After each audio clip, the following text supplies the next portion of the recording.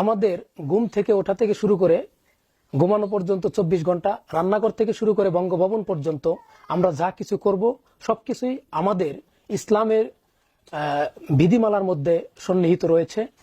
তো এই জন্য আমরা যা কিছুই করব সেই ক্ষেত্রে এজ এ মুসলিম, একজন মুসলিম হিসেবে আমাদের সবাইকে আমাদের সেই ইসলামী শরীয়তের বিধিনিষেধ নীতিমালা আমাদের ফলো করা উচিত।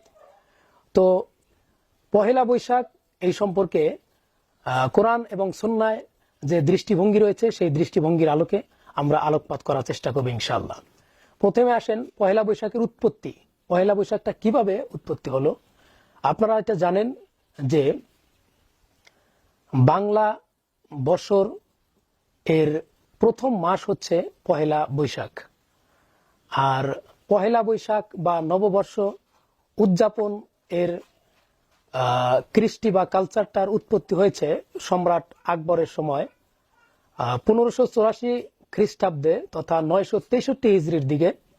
এটার উৎপত্তি হয়েছিল এইভাবে যে ওই সময় প্রজাগণ চৈত্র মাস পর্যন্ত তাদের খাজনা পরিশোধ করতেন। বৈশাখ মাসে জমিদারগণ বা রাজাগণ প্রজাদেরকে মিষ্টিমুখ করাতেন, আনন্দ উৎসব করতেন, বা সকল ব্যবসায়ীগণ হাল খাতা করতেন, অর্থাৎ পুরনো বছরের সকল হিসাব ক্লোজ করে দিয়ে হাল বর্তমান পর্যন্ত একটা খাতা তৈরি করতেন। তো এটাই ছিল প্রাথমিকভাবে পহেলা বৈশাখের উৎপত্তি, এভাবে শুরু হয়েছিল। কিন্তু বর্তমান সময়ে এর ক্রমবিকাশটা এমন পর্যায়ে এসেছে যে প্রথম দিকে যে উদ্দেশ্যে বা যে কারণে পহেলা বৈশাখের উৎপত্তি হয়েছিল সেই উদ্দেশ্য বর্তমান এখন আর নেই।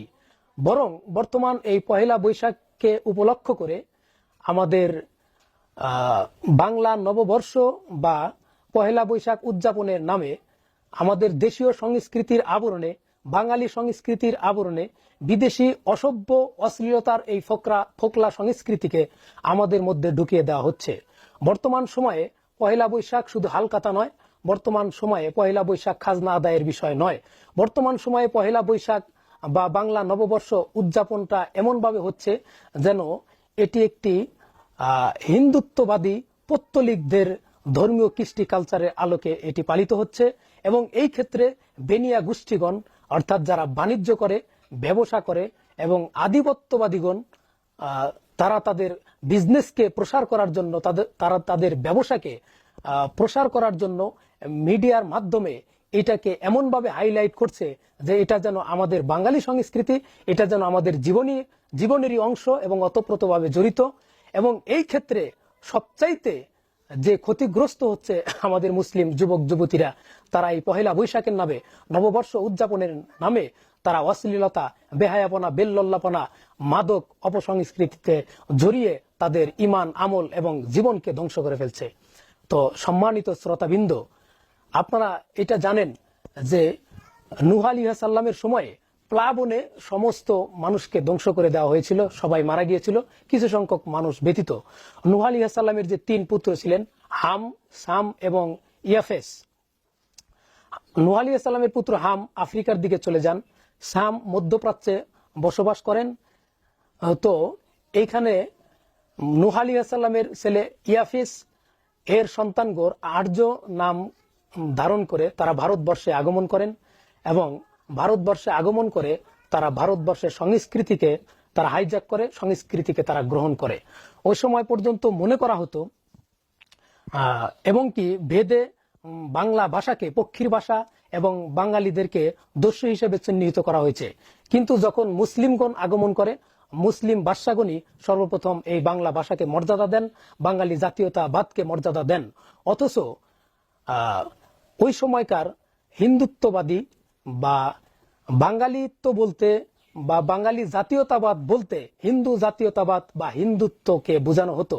এবং কি শরৎচন্দ্রের শ্রীকান্ত উপন্যাসের মধ্যে আমরা যেটা লক্ষ্য করেছি যে সেখানে বাঙালি বলতে হিন্দু বাঙালিদেরকে বোঝানো হয়েছে এবং মুসলিম বাঙালিদেরকে তার বিপরীতে দাঁড় করানো হয়েছে। এই মানসিকতার থেকেই আজকে এই পহেলা বৈশাখ পালিত হচ্ছে একটা হিন্দুত্ববাদী এবং হিন্দু ধর্মের পৌত্তলিক পূজার একটা অংশ হিসেবে বাংলা নববর্ষের পহেলা বৈশাখের আবরণের মাধ্যমে এই পৌত্তলিকতা, এই অপসংস্কৃতি, এই অশ্লীলতা এগুলা ছড়িয়ে ছিটিয়ে দেওয়া হচ্ছে।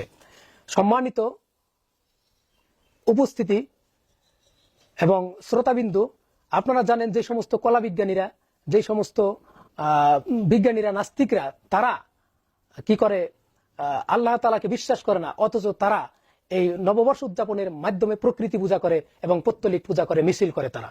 তো সম্মানিত হাজিরিন, সম্মানিত উপস্থিতি এবং শ্রোতাবিন্দু, আপনাদের সবিনয়ে অনুরোধ করছি, আপনারা আপনাদের সন্তানদেরকে আল্লাহ রাব্বুল আলামিন যেমনটা বলেছেন, কু আনফুসিকুম ওয়া আহলিকুম নার, তোমরা নিজেরা জাহান্নামের আগুন থেকে বাঁচো এবং তোমাদের পরিবার পরিজনদেরকে জাহান্নামের আগুন থেকে বাঁচাও।